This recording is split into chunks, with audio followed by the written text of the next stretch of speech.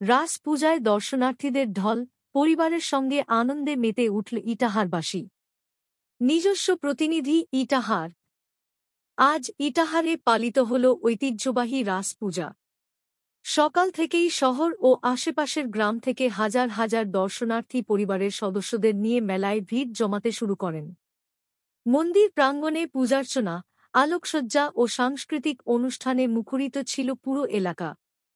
শিশু থেকে প্রবীণ সব বয়সের মানুষকে দেখা গেল পূজামণ্ডপ ঘুরে দেখতে, নানা দোকানে কেনাকাটা করতে ও খাবারের স্টল উপভোগ করতে।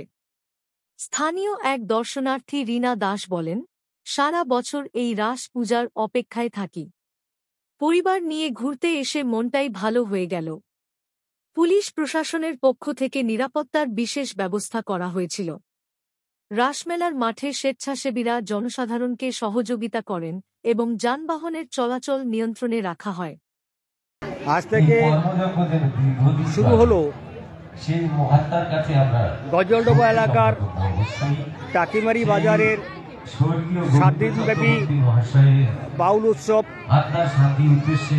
উত্তরবঙ্গ লোক সংস্কৃতি ও বাউলের আসর। প্রচুর লোকের আয়োজন, যেহেতু আজকে উদ্বোধন, তাই আমরা প্রাথমিক বিষয়টা আপনাদেরকে দেখানোর চেষ্টা করছি।